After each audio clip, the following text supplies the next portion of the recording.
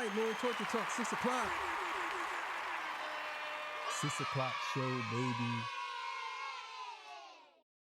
Hey, how y'all doing, man? I hope everybody's great. I hope everybody's good. I appreciate y'all for being here with me, rocking with me all this time. Thank y'all. Y'all really changed my life. You know what I'm saying? I went and copped some new clothes. You know what I'm saying?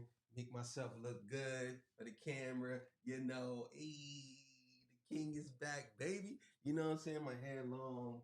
You know what I'm saying? I'm doing good. Nah, I'm bugging. I had this outfit for like 4 years. I just pulled it out because I lost a little bit of weight. So now I look good in the jaw. I was walking through the supermarket. Girl was like, she looked at me like that. I was like, hey, how you doing? She was like, are you a king? I'm like, I got the crown on my head, right? So look, man, today's episode, man, I know I'm funny. I'm sorry. So today's episode, we're going to be talking about Knox Hill. Knox Hill, now I don't know if y'all know who he is. He's a rapper. He's also a YouTuber. He's one of the YouTubers who does a lot of reactions. But Screwface Jean and Knox Hill did 2 songs. Now, I did a reaction to Screwface Jean's joint, but I can't release it because they keep copyrighting it. And Knox Hill did a joint too, and his joint is super fire. You know what I'm saying? So he did a joint to the Scrubs joint. So before I get into that, I'm not going to do a reaction. I'm just going to talk about it. Before I get into that, you know I got to get my spill. This is Torture Talk. If you like the content, please subscribe. And if you're new here, let me work for your subscription today. All the beautiful, single, sexy ladies, put one in the chat. All the fellas, you know where to find the ones that just don't harass them. I don't sell no merch, but I do have content absolutely free. But if you want to leave a donation, link is in the description. Cash App, PayPal, no more PayPal. They call me the hidden gem. I went from 1,300 subscribers to over 13, 14, 15,000 subscribers. And yes, I am the king of the North. So let me know what kingdom you from. You know. So let's get it, baby. Let's go. All right, so let's get it, man. Let's go. This comes from Rapaholics. You know what it is. So at this point, Drake's got to change all his song titles, all right? It's not Know Yourself, it's Know Your Rights. It's not God's Plan, it's Gavel's Plan. In my feelings? Nah. In my filings. Energy? No. Perjury. Find your love? Nah. Find your lawyer. It's not fair trade, it's fair trial. It's no longer first-person shooter, it's first-person sewer. He might have started from the bottom, but he ended in the courtroom. He might have been going sicko mode, but now he's going suing mode. He used to want this moment for life, but now he wants a moment for litigation. And I could keep going, but I don't got to because my fellow YouTube reactors, the commentating community, the streamers, they have been going after Drizzy Drake relentlessly ever since he dropped that bombshell of a lawsuit against UMG for quote-unquote defaming his name after publishing and promoting Kendrick's diss song Not Like Us. Funny enough, even though he was fighting against diss tracks in this lawsuit, it's only resulted in him getting dissed even harder. But while 2024 was the year of rappers dissing, I don't know if you guys ever heard of Knox Hill. If you haven't, he is a super rapper. I'm talking like his bars are stupid fire. He's stupid fire. Like stupid fire. If you get a chance, go look him up. Knox Hill. He's stupid fire. That's all I can say. Drake, everyone from Rick Ross, A$AP Rocky, JPEG Mafia, The Weeknd, Childish Gambino, and of course Kendrick Lamar. 2025 is the year of reactors, streamers, and content creators demolishing Drake in the booth. If you guys have been keeping up at this point, in Drake's lawsuit against UMG, he uses reaction channels and their reaction videos to Not Like Us to basically highlight the fact that UMG was using unethical practices to promote and expand the song's reach. Basically, UMG whitelisted the song for creators, which means reaction channels were able to make money off their videos reacting to Not Like Us, and it didn't get copyrighted for the first few days of its release. Now, this was mutually beneficial. The reaction channels got to profit off the moment like never before. Plus, that was one of the biggest moments of 2024. So to be able to react to that and monetize your reaction to the biggest moment of the year, it was a legendary way to help out creators. It also helped Kendrick because the more people that reacted to the song, the more the song spread. And because reactors were able to keep all of their profits from their reactions, they were more incentivized to react to the song. Now, where Drake messed up is, well, he messed up. I mean, A lot of reactors didn't even know they were getting paid for the song until after they reacted to it.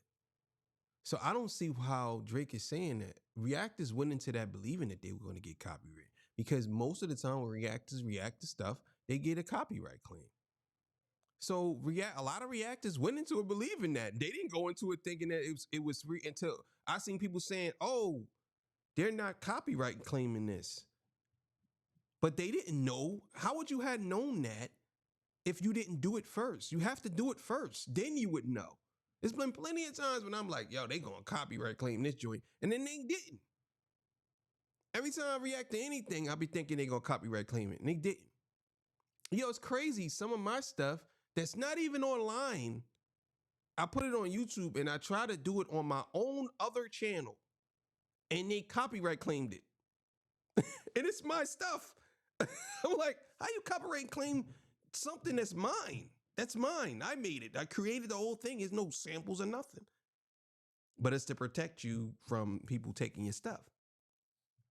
In a couple ways. Firstly, obviously by including this in his lawsuit, attacking UMG for removing the copyright of Not Like Us so reaction channels can react to it, he's essentially making sure that this never happens again. So don't for one second think that he's actually trying to help creatives, help artists. He's doing this all for himself. This was a legendary move that Kendrick's team put together where they allowed reactors to profit off their content like never before. Drake mentioning this as being an illegal practice in his lawsuit is basically ensuring that it'll never happen again. But where Drake also messed up is the fact that he's essentially trying to imply that UMG whitelisted Kendrick's Not Like Us song specifically so that creators could react positively to it, not just react to it in general. To put it in simple terms, basically, Drake is saying that the record label told reactors, hey, if you want to react to Not Like Us, as long as you do it positively, we won't copyright your video. You can actually profit from the views that it gets, but you have to react positively to it. You can't hate on the song. Now, the reaction community was up in smokes that Drake included this in his lawsuit because think about it like this, to put it into perspective. One of the reactors that he mentioned in the lawsuit was Kai Cenat. Kai Cenat's Not Like Us reaction video garnered over 10 million views at the date that I'm creating this video. YouTube pays on average anywhere from $5 to $7 per 1,000 views for a video of that length. The video is about 14 minutes. So at 10 million views, and YouTube's paying you $5 to $7 per 1,000 views, Kai Cenat likely made anywhere from $50,000 to $70,000 just from that one reaction video. Bro, what? Oh my God. I ain't working hard enough. I gotta work more. What? What? $50,000 to $70,000 off of one video? Man, I'm doing this. I'm doing this, baby. Help me get to 10,000 subscribers by Monday morning, please. Alone of Not Like Us. And that's because Kendrick and his record label removed the copyright. They whitelisted the song, allowing the creator to actually profit from their video. Imagine if all musicians and record labels did this. It would be great for them because their songs would spread much faster. Reactors would be incentivized to actually react to the song. And it would be great for reactors and content creators because finally we wouldn't have to worry that a video that we put tons of time into creating, the profits from it won't go into the hands of a record label. It would be a really positive step in the right direction, and Drake is really stepping on that opportunity by including all these reaction channels in his lawsuit. So naturally, a lot of Twitch streamers, YouTubers, and reactors have not only made reaction videos to Drake's lawsuit and expressed much dismay of it, but they've also gotten the booth and released actual diss tracks against Drake. And some of them are pretty good, especially the rapper slash content creator Knox Hill. And just before we jump into his diss song against Drake, where he's actually also dissing DJ Akademiks, Knox Hill wasn't actually mentioned within Drake's lawsuit, but he pointed out a major flaw within it. Remember, like I said, Drake was basically suing UMG for publishing and promoting Not Like Us and using the fact that they whitelisted the song on YouTube as an example of them overly promoting the song in unethical ways. Knox Hill actually showed that All of the diss track reactions he did got copyrighted. However, the only one that didn't, that was whitelisted, was Drake's song The Heart Part 6, none of Kendrick's songs. I actually got away with publishing my reaction to The Heart Part 6, and I could fully monetize that. And to this day, it is one of the only reaction videos to this diss track series that I have been able to fully monetize throughout this beef. And no, it's not Kendrick Lamar's diss, it's Drake's diss. The rest of my Kendrick and Drake reactions, claimed. And I specifically remember when that happened, I was like, all right, bet, I finally get to monetize something. It's like Christmas has come early. And that was on Drake's side. He also debunks the whole theory that UMG was only whitelisting Not Like Us. I said that in my other video. Drake, Family Matters didn't get copyright for me, and for like 3 days, and then it did. All my Kendrick stuff was none of it. I believe when on my other channel, my reaction channel, it got copyright, but on this channel, I believe they still haven't copyright claimed them, right? So I don't know if maybe some people, I don't know how they do that, but they still haven't copyright claimed it. And on Heart Part 6, I didn't get a copyright claim for that either. I think now it is. Now it is. But Taylor Made, they block it completely. You can't even use it. Completely blocked. Not even use a piece of it, they block it. The tiny piece. This video has been blocked completely. You know what I'm saying? One of my videos, I had a piece of Taylor Made in there, and they wouldn't even allow me to play the whole video because of the tiny piece of Taylor Made, and I had to take that piece out. It's crazy.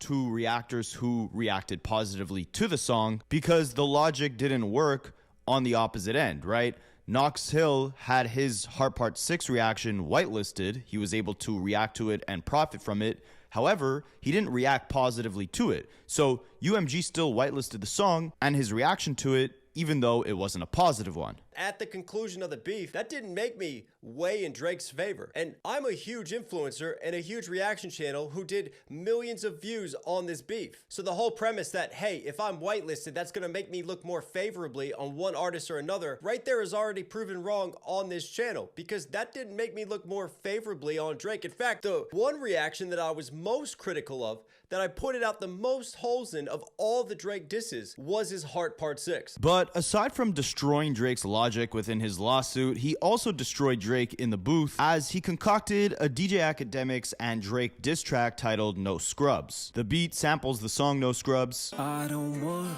no. And Knox Hill starts the song off painting a pretty disturbing, vivid picture of Drake and Akademiks. Drinking act the double act, taking bubble baths. And couples therapy, they cuddling with bubble wrap. Why they're cuddling with bubble wrap, I'm not really sure. Is that like what they use to wrap up patients in a psych ward, or am I missing something here? Let me know in the comments. But yeah, I did a video on Drake and Akademiks recently. I'll leave it in the description, because as much as people want to say they got this lovey-dovey relationship, I think it's really a one-way street. I think Akademiks shows Drake an absurd amount of love, defends him any chance he could. Well, except for this lawsuit. Even Akademiks couldn't defend that. I think it was a bad idea to use the streamers. This lawsuit, I can't see it, bro. I just can't see it. I can't see Drake winning it. I can't see it helping him PR-wise. I'm just confused. And this is why I don't want to speak remotely for Drake with this.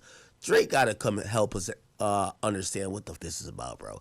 This just doesn't make any damn sense. You trying to cite reasons for the lawsuit by saying they called you a colonizer is like, come on. But aside from this lawsuit, we saw recently Instagram DM messages were exposed where Drake was talking about LeBron cheating on his wife and comparing that to his whole legal battle with UMG. He told Akademiks those DMs were fake. Akademiks goes out and reports it to the world and says the source is the boy. Then the real source comes out and proves that those messages were real, showing that Drake is feeding Akademiks fake information, which he then goes out to report to the world. And it's crazy because the dude actually, when he did the live stream with him, he told him that. He told him, he said, bro, you can't be believing that. These people, he told him that. Now, again, all of this could be orchestrated.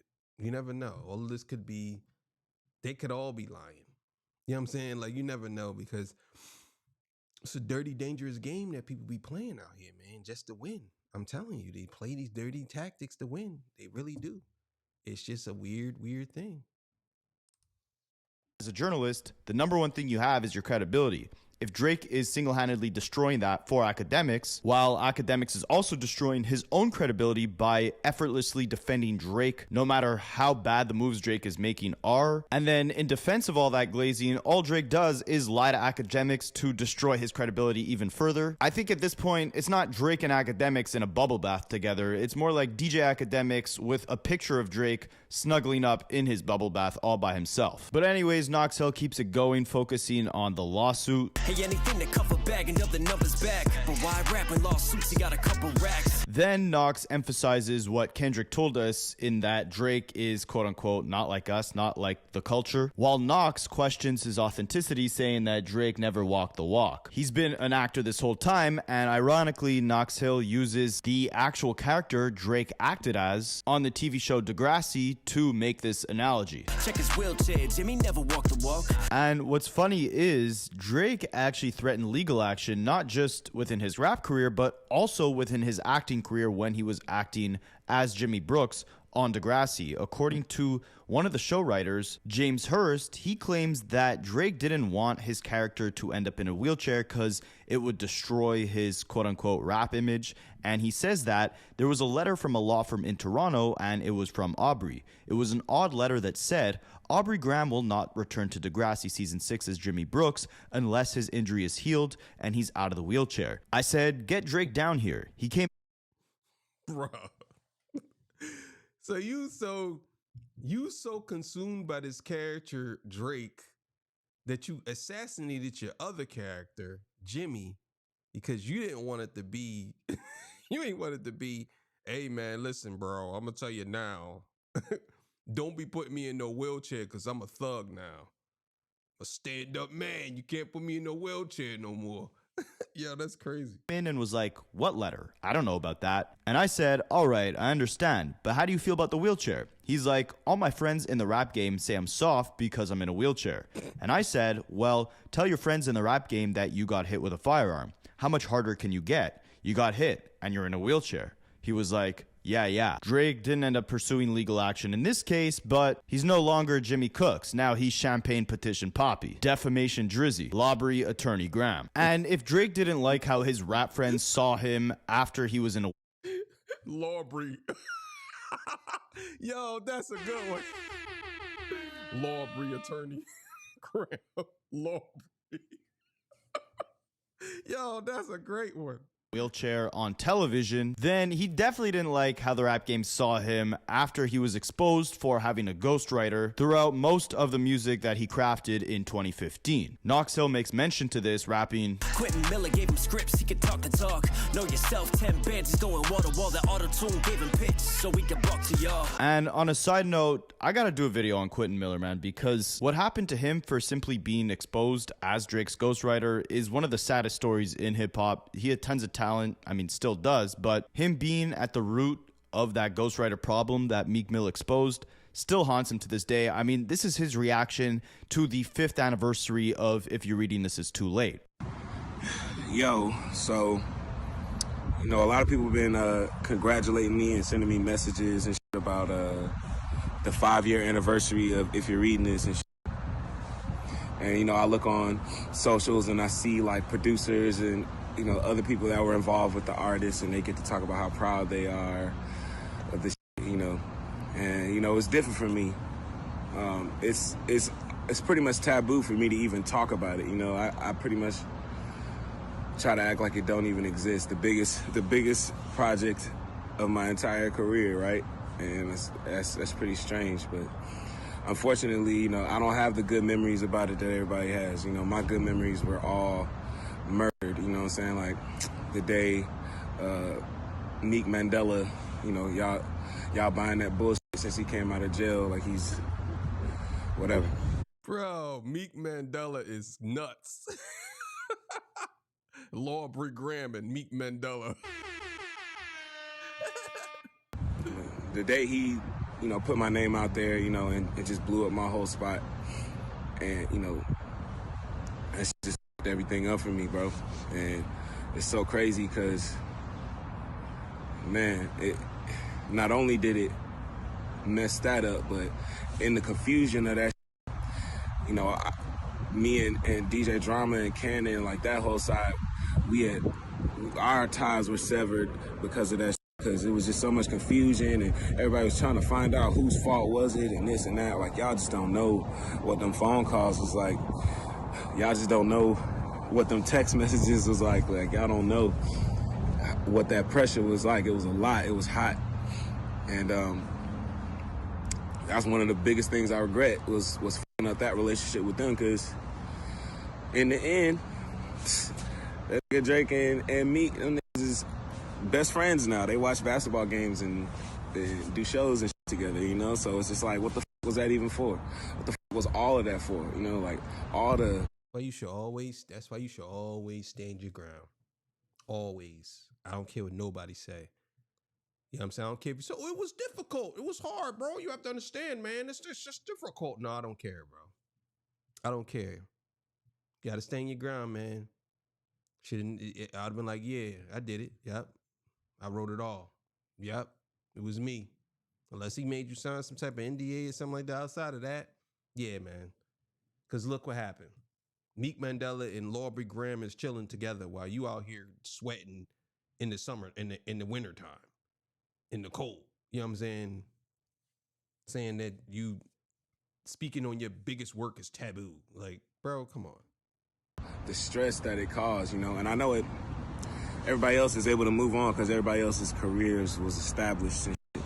My career wasn't established. Drop a comment if I should do a whole documentary on Quentin Miller, because obviously it still sounds like, unfortunately, there's tons of unresolved issues between him and every party involved in that whole ghostwriting debacle. Drake, Meek Mill, DJ Drama, everyone. But anyways, back to this Knox Hill song. So Knox continues rapping. But this man, the Willie O'Neal of the rap culture. And this is an interesting comparison. He's comparing Drake snitching on reaction channels and indirectly making it harder for creative freedom within rap battles in the future. He's comparing that to William O'Neal, who was an American FBI informant in Chicago, where he infiltrated the Black Panther Party and became the catalyst for the police/FBI assassination of Fred Hampton, who was the head of the Illinois Black Panther Party. Very interesting comparison to be made. He continues addressing the members of Drake's crew and the avid OVO Glazers, because ironically, while Drake is out here taking diss songs to court, everyone around him simultaneously has weird cases surrounding them. And that got a weird case. Why is he around? Rocket can't be good for traffic. Why is he in town? Then we get a slick Millie Bobby Brown double entendre with so many stranger things. I wonder why you take L's. But you too famous. I just hope the Millies age well. Basically, the stranger things are the people within Drake's crew, but also stranger things in reference to the show that Millie Bobby Brown starred in. And who did she star as? Well, the character L. So Drake is taking L's, he's taking L, like the character played by Millie Bobby Brown. And then the next line, he's talking about the Millies aging well, as in, you know, Millie Bobby Brown not being underage anymore, aging well above the age of consent, which is the only age that Drake should be talking to her at. But also with all the L's that Drake has taken, with all the stains to his reputation, with all the defaming and litigation, Knox Hill is hoping that those Millies in Drake's bank will stay gracefully aging. Now drop a like for the bars I'm creating. I think at this point, with all these streamers dropping Drake diss tracks, I gotta get in the ring here too. But anyways, let's keep it focused on Knox Hill's diss track. So he continues on rapping. Houston, we got a problem. Ask Rihanna, he's obsessive. And that's another slick double entendre with the Houston, we got a problem. Yeah, that was a pretty that L bar was crazy. I ain't gonna lie. That's pretty fire. You know what I'm saying? And then the the aging well, like your Millie's aging well, like Millie Bobby Brown, she young and now she's aging well, so you better make sure she aging well because you a group. Bro, that was fire. That was fire. Problem, because not only is he saying like Drake is a problem, but Drake recently literally became a resident in Houston. He's building a mansion out there. So it's not just like, you know, Drake is a problem in general, but it's like, you know, Houston, we really literally have a problem right now. Drake is infiltrating. Everybody's got to lawyer up. And as far as the whole Rihanna thing, I mean, it's well documented. He's mentioned in several interviews that in a perfect world, they'd be married with kids. But then a year later, he'll go on to diss her on a song saying that, A$AP Rocky can't leave her and they have a bunch of kids together. And over the years, it's really become apparent that, no pun intended, because of the parenting and family life that Drake received in his childhood, he has a very hard time embracing the idea of having a strong, connected family and marriage himself. He prides himself on living the quote-unquote rapper life,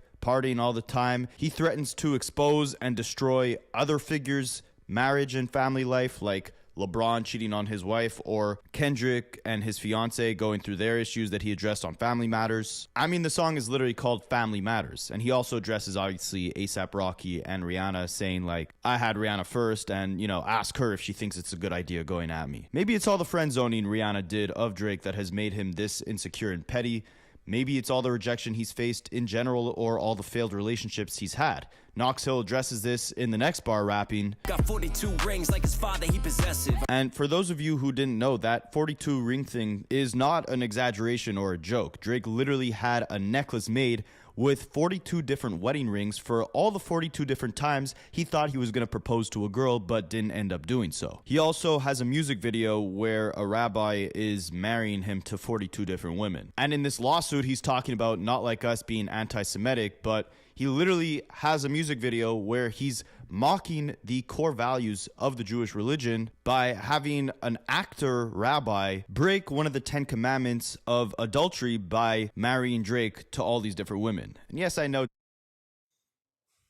I'm telling y'all now, this court case is going to be a total debacle for this dude. I'm talking like it's going to be crazy. He's going to get steamrolled because they going to bring up all this stuff. His lawyers that he hasn't told his lawyers, because I could tell you his lawyers probably don't know his past. They probably don't know the songs, the things he did. Bro, he going to get smoked in this case, bro. He's going to get smoked.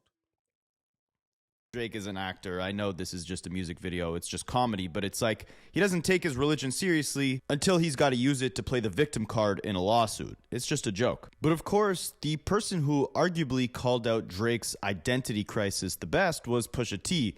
So this wouldn't be a Drake diss song if Knox Hill didn't throw out at least one Pusha T reference. So he raps, My bad, did I push the T? Like father, like son, you've been pushing P's. and what P's is he talking about here? PDF files? Then we get the best bar of the record where Knox Hill raps, Talking about your clips, who you sonning when you pushing these? Cause every pick you taking with Adonis, thank Pusha T. and damn, that's a cold bar. Every pick you taken with Adonis, thank Pusha T. I mean, That's crazy. Oh my God. Yo, that bar was fire. Oh my God. Damn. we really might not know Adonis existed if it wasn't for Pusha T. In his battle with Meek Mill, Drake introduced us to his songwriter. In his battle with Pusha T, he introduced us to his son. And in his battle with Kendrick, he's introducing us to his suits. Lawsuits, that is. Then Knox Hill emphasizes that the only reason he's releasing this diss song is because Drake was suing over diss songs and bringing reactors into them. I ain't wanna diss you, but then you went Chernobyl on reactors, that's the issue. Then he drops a little Euphoria reference. I like Drake with the melodies. I don't like Drake when he act tough. We like it when you sing, we don't like the lies you misuse. Include us in your case, then disguise it, that's a bitch move. Then he goes on to emphasize that everything Drake got is rented. Even his BBL, all the accents he uses, his whole persona, it's all rented. It's all a gimmick. It's all an act. You rent the style and the gimmicks, BBL to hide your image. You could never buy authentic snitch. Then the attention gets redirected back onto Akademiks. It sounds like they got some sort of personal issue involving No Life Shaq potentially. You guys can let me know what I'm missing there in the comments. And act, I know what's at stake. Use me to call out Shaq, run out sus for Drake. I know you fighting with addiction, see that struggle on your face. But next time you wanna gamble, keep my subs away. Anyways, then Knox Hill asks the question that the whole world is really wondering. Just bring it back to rap, why I lost, who gotta move the bars. Then we get a little Kendrick reference. Turn his TV off, it's Kendrick at the Super Bowl. Then we get some more slick wordplay with the bars. He took control, so you popped out in a super troll. Because obviously, as we know, this whole thing was really rooted in that control verse from over 10 years ago at this point, right? Kendrick called out the whole rap game by name.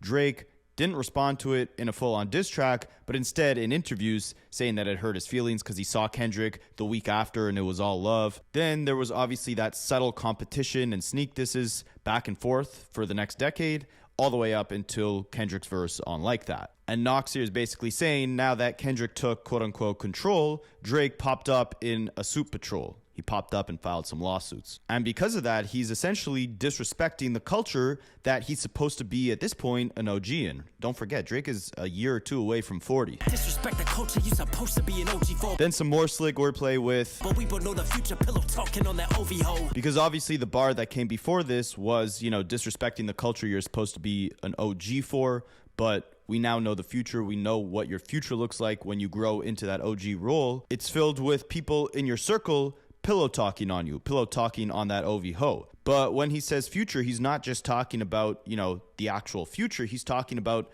the member of Drake's OV ho camp, Future the Prince. It could also be a callback to Pusha T, who had said that he got the information of Drake having a kid and hiding it from the world from Drake's right-hand producer 40, who was pillow talking with a female who knew Pusha T and gave him that information. So some good double entendres from Knox Hill here with the pillow talking and the future scheme. And finally, Knox ends the song calling Drake a female dog, rapping, How you gon' access, then turn bitch. and as for why he used a sample of the song Fire.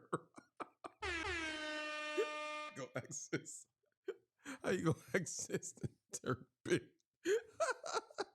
Scrubs, he explains it as, Some call me a lyrical surgeon with these breakdowns. Had to get the scrubs on and get a scrub going for this. and you guys want to know the best part of this whole thing is that Knox Hill actually whitelisted this song so that reactors can react to it and still keep their content monetized. And since UMG isn't involved in the release of this song, Drake is gonna have to sue Knox Hill directly if he gets offended by any of these bars. And we know that that's the whole angle he's taking, right? Is that he's saving the industry. That's why he's specifically not suing Kendrick for defamation, but instead UMG, because he doesn't want to seem like the bad guy that's directly going at the artist, but instead he's simultaneously killing the essence and the art and the free-flowing creativity that derives from rap battles by attempting to censor them through filing a defamation suit for one of these diss songs being released. Now, I want to know what you guys think. I believe we've gotten about almost 10 diss tracks now between Rick Ross, Kendrick, Knox Hill now, and Screwface John, and B-Lou. The reaction community really riding with Kendrick on this thing. Who do you guys think has had the best diss track so far? Actually, scratch that. We know it's Kendrick, so remove him from the equation. Aside from Kendrick, who has had the best set of bars aimed at Drake? I think Knox Hill is definitely up there with, did I push the T like father and son? You've been pushing peace. Talking about your clips, who you sunning when you pushing these, because every pick you take with Adonis, thank Pusha T. This was dope. This was dope. I love to see it, and let me know if you guys want an official Rapaholics Drake diss track in the future. Aside Fire. That was pretty fire. I'm glad he told me it was whitelisted because I'm going to do it on After Hours. Y'all catch that reaction on After Hours. I mean, at this point, man, I think a lot of reactors are upset because they've been lied to, and not even lied to, they've been lied on. You know what I'm saying? And I just think that certain things that Drake do it's disgusting. And people need to call it out. And I was going to do a track. I ain't going to lie. I said, nah, I'm good. I ain't big enough to do a track. He'd be like, who the hell is this dude? You know what I'm saying? But me, I just go all out. I did a whole music video, me in it. You know what I'm saying? The King, you know what I'm saying? I done did it. It would have been fire, but I'm not doing all that. My commentary is good enough. You know what I'm saying? So, all right, man. Thank y'all for joining me. 8 o'clock show is coming up. And After Hours, thank y'all for joining After Hours as well. I appreciate y'all. You know what I'm saying? Hey, man, I love y'all, man. I'll see y'all. Bye. I'm out of here, man. I'm out of here. Look at this. I'm ready to go eat. I'm so hungry. You know what I'm saying? It's Wing Wednesday. I'm going to go eat me some wings, man. Yeah. See y'all.